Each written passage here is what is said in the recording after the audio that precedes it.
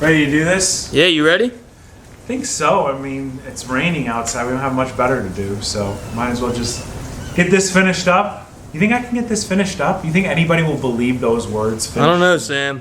We got a lot of parts around here. They all go to this. It's all going to go back together. And by the end of this video, this is my goal. I want this car running, and I want it shifting all brand new parts in the transmission. You think that's possible? I think it's possible. Well, look, you think that's possible here. I want to do a betting pool. When I say betting pool, everybody's going to go crazy. Like, not for real money, just for like comment section bragging rights. Betting pool.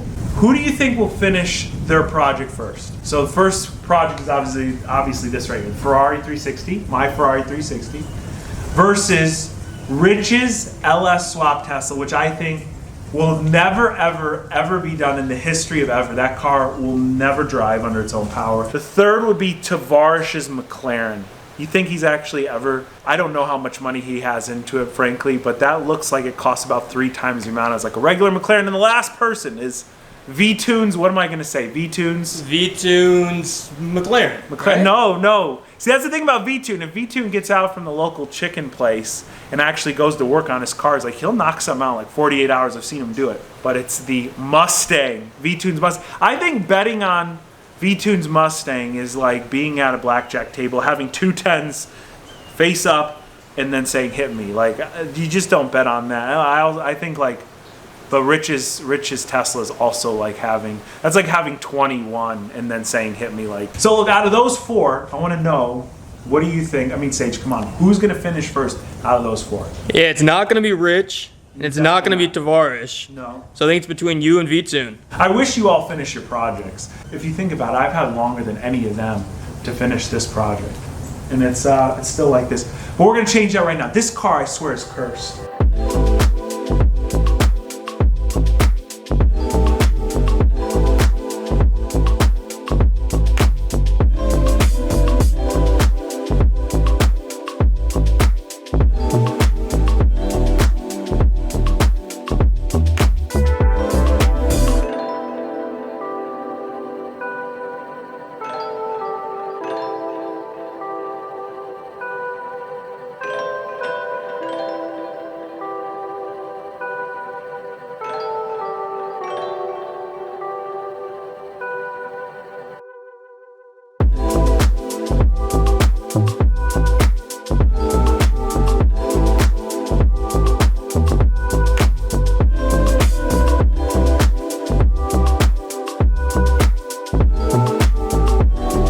Here's a quick lesson in Ferrari-nomics. Before we go and put our transmission back into the car, we've got to replace one main failure item. That's this throwout bearing right here. These are known to fail on the 360 in particular, and you can see all the grease that's seeped out around it. So this is probably in the early stages. A lot of guys will pull their transmission off and see this come off in a few pieces with the bearings falling everywhere. Anyway, we've got a replacement piece right here. Now this is an aftermarket part that's supposed to be sturdier than the factory one, and it's only about half the price. This one right here is like 700 pounds, so close to 1,000 US. This one, it's only like 350 pounds, so closer to like 400 or 500 US. But in order to fit this replacement upgraded bearing, you have to buy their flange. Otherwise, it won't fit the one that comes in here from the factory. So either way, this is an expensive job. And this is just for one bearing. Wait till we start putting the clutch and everything back in there. But let me go ahead, put the camera up. We've got to get to that bolt back there. That's what this special, probably like $200 tool is for right here. Pull it all apart and get it set up for installation.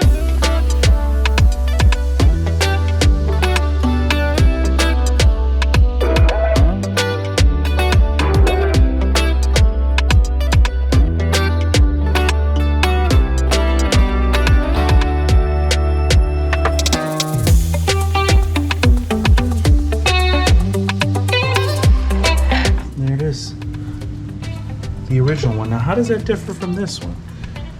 They look almost like, dude, they ripped me off for like 1,800. Well, there it is. It's all off. Now it's just time to reassemble everything. Let's pull this through like you were saying. I already tried that way. She won't go. Got to take that out. Come on. Why do they got to make everything difficult? You might have to, but what if you get the sensor side through? Pretty sure it's thin enough. Ah, look at that. Good job. Ooh. So the clutch position sensor sits on this mount right here, and this had a little pin holding it in place. Well, when we went and just pulled on a little bit, we broke the pin. So I'm going to drill this out. I've almost got it all the way. There's just a little bit of it left, and then we're going to probably have to run out to the store and find a replacement pin for it.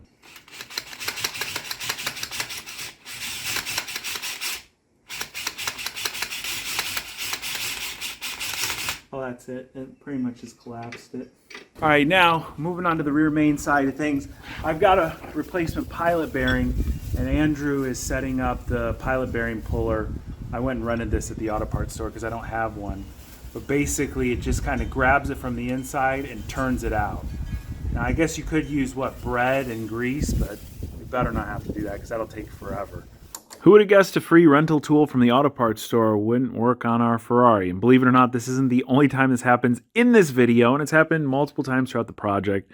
One of the things that has pushed things back for weeks on end. Anyway, luckily Amazon Prime had a solution for us. Just got to make this quick so he doesn't come after us. Got this set of pilot bearing pullers here, and basically they're these little rods, and they've got threads on the end. So as you turn the thread, there's a pin inside that will expand the end here, and that'll grab the inside of the pilot bearing. Then you thread on the slide hammer in order to just yank it out of place. So let's go ahead. I've got one set in the Ferrari's pilot bearing. We're going to set up the slide hammer here, and hopefully it just pulls it right out of place. And hopefully nobody comes and attacks me from behind while I'm doing this. It's here. Come on, it's almost there. There it is. Nice. Easy. So here's our old pilot bearing. I've set the new one in place here. And this is probably the cheapest part of this whole entire install. I think it was about 20 bucks. If you are searching for a pilot bearing for like any other normal manual car, they're usually only like 4 or 5 bucks. So considerably more expensive. Now, I did put a thin film of oil around it, and this is probably not the best way to do things, but I've got this larger puller on it, and I just kind of want to slide hammer it the opposite way to just kind of set it in place. And if it pushes it in uniformly, then we'll be good. But if not, there's a couple more tools that came in the kit that we might resort to. Now, why do you use this tool? Because you're saying that won't scratch it up? Yeah, like this little soft edge over here is a lot more forgiving on your crank journal, as well as, you know, the mating surfaces of your oil pan. You're not forgiving on the crank journal the way you're prying on it. My God. I mean, you're supposed to. I know this is the first time you've ever seen a Ferrari in person. Oh, look, you only destroyed. Look at that. All bro. this right here. Look at that. What is that? What is this? Pardon my French. What's that? Yeah, that's from your nice tool that you made me buy. No way. It's definitely from that. No, it's not. That was a factory defect, if you ask me. I mean, I guess really the area you don't want chewed up is all around in here. Yeah. We're using the old seal to push against the new seal and hammer it into place so we don't damage anything.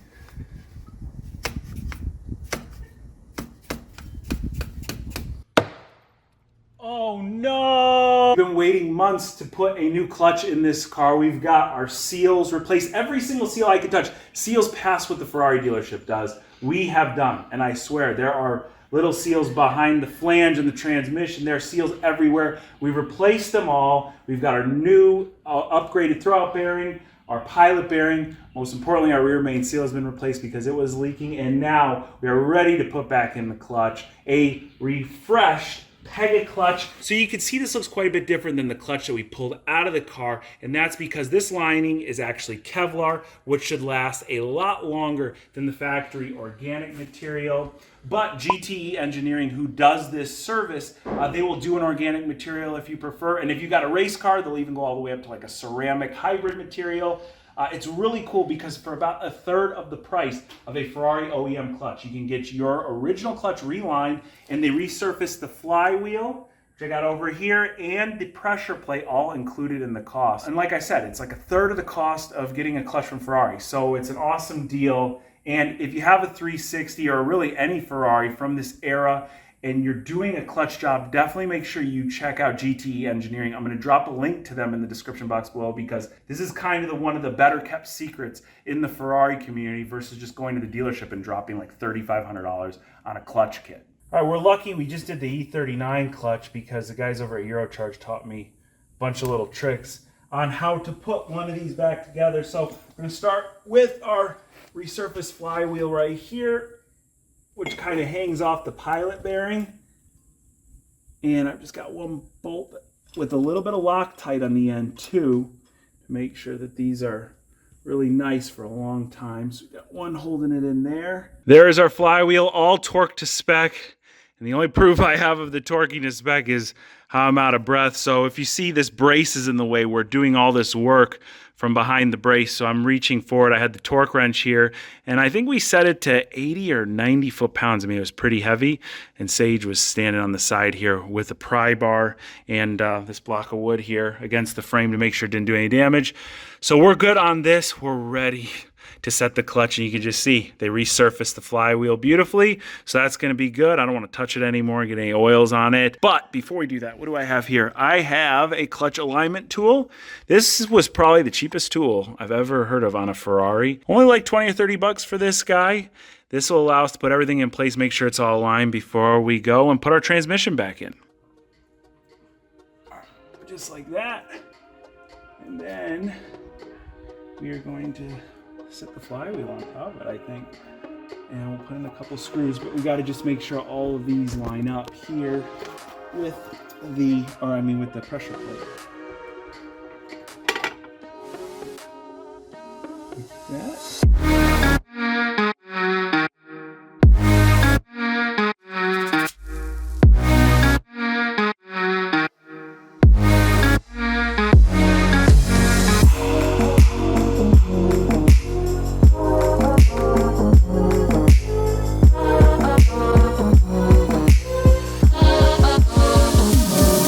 A little bit of zip tie ingenuity from Sage. We're here, guys. This is a really big, heavy transmission for a manual, and you can see we're ready to push the bell housing onto the engine. So we're right here. I'm just gonna shimmy it along with Sage, make sure we're all lined up. And we've got one O-ring down there that I'm making sure stays put. And we've got all brand new everything. We're gonna be able to actually drive this car in a few hours. Well, a few days later from this. We need a little rest. All right, the transmission's all set in place. Now this is the frame brace that mounts to the transmission and supports it. And as we were putting it back, it dawned on me that a lot of times these are a common failure point. I don't know if you could see the crack in the actual bush there around here. This is on its last leg. And so we're lucky, because again, we are getting ready to just put all this back. In order to get to that, once everything is back, you're talking about probably an 8 to 10 hour job. Luckily, we've got this held back up with a zip tie right there. I've got air tools. I'm gonna try and just rip a bigger hole in the actual rubber bushing with my air hammer here, being really careful, obviously. And then this is something that I think would speed the hacksaw process up quite a bit. This is like a mini Sawzall that's attached to an airline, and it goes really fast, got a metal cutting blade at the end. So, punch a hole, cut the rest of it out, let's see what happens. Oh yeah, you see that rip right there? Yeah. All right, so we're ripped a little bit more. I mean, these are definitely Ferrari approved tools, I'm darn near positive. Let's see what happens when we stick this in there.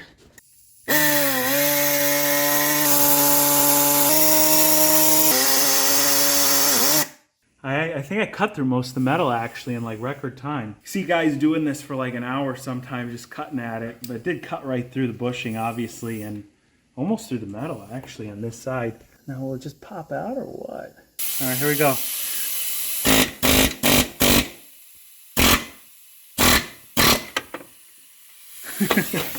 There we go. For freaking ever. That was like 3 days worth of pounding, and the air hammer finally just took care of business. You just gotta be careful with the air hammer. It seems that the material around it is pretty strong, but a lot of cutting, a lot of not Ferrari approved methods used in getting that bushing out. But hell, it came out. Now, how are we going to get the new one in? That's tomorrow's problem. Tomorrow.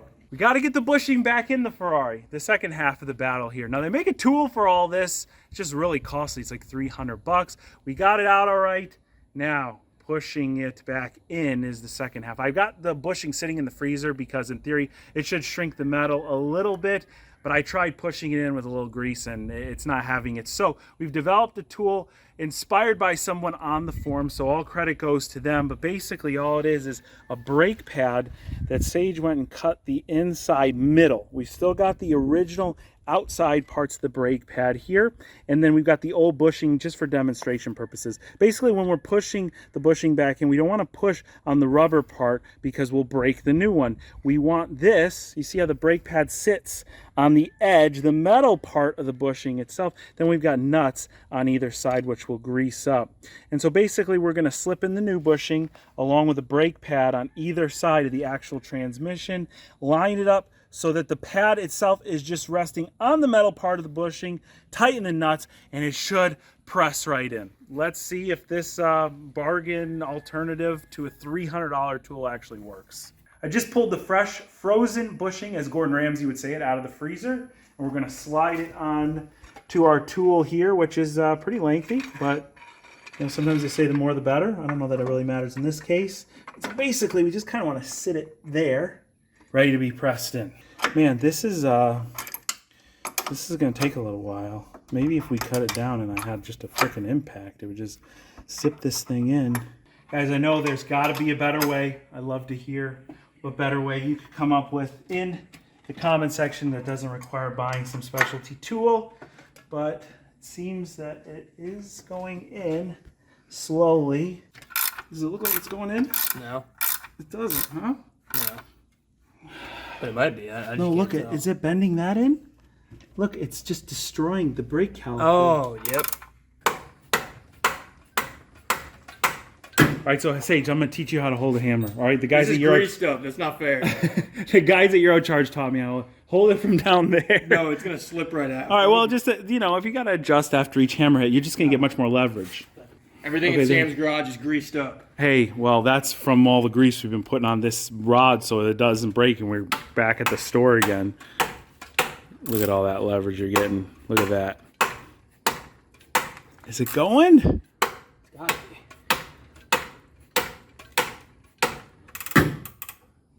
I mean, it definitely went in a lot more than it was. It's almost there. Yeah, we're close. Look at how close we are. Look at this. It's like 90% of the way in. This is all that's sticking out here. But the problem is I can't get it pushed in anymore because if things aren't perfectly square, it just will not go. And the biggest cup that comes in the rental tools I got from the auto parts store is literally the diameter of that bushing. I don't have one for the opposite side that's just a little bit bigger. And I still stand behind the idea of not buying that ridiculously expensive $300 tool, even though it would have cut down on the grief we've been experiencing trying to push this thing in. But there is a better solution. I contacted Radaros, and it's funny, I did it before we even pushed the bushing out here, and he told me most of the issue I experienced was pushing the bushing out, and I didn't really have any pushing it in. And obviously we're having the exact opposite problem here. So I contacted him again, like, dude, what are you talking about? I can't get this bushing pressed in. And he goes, don't you have this kit? He pulls out this specific kit, and you can order it online, and it comes with every single size cup you need to get this job done and a million other jobs. So I went ahead, I've ordered it just so we get that thing pressed in exactly how we need to, and it will be perfect, and we won't have to make any other tools. We won't have to waste any more money. We probably wasted 60, 70 bucks at the hardware store trying to make things up. We bought that set of brake pads that didn't work. But don't get had just because you're working on a Ferrari on some ridiculous tool that's $300. That is just absurd. So what did I say here? By the end of this video, we're gonna have this car running and shifting and in typical fashion. Well, that's what it looks like. But we did get a tremendous amount of work done. Sage was a huge help to get this transmission put back into place. The axle shafts are all bolted up. I mean, it's a couple oil lines, and really, once the bushing is in and the brace is down, it's a bunch of reassembly. We got the catalytic converters, exhaust, and we're gonna fill all the fluids with brand new fluids. This thing is gonna be whole again. So, as much as that, doesn't look like it's done, it is darn near finished with all the new everything and all the new fluids. This car is going to make it at least like 400 or 500 miles before another major failure, which is in Ferrari terms, I think, pretty good. If that sounds good to you, make sure you hit that like button. Also, if you're not already following me on Instagram, where I'm a little bit quicker than I am here on YouTube, and I'll post things like maybe the first startup of the 360 and like, I don't know, it's been a really long time. Well, again, you can follow me at Sam Crack or just click the link in the description box below. And as always, I want to thank each and every one of you for watching today, and I'll catch you very soon.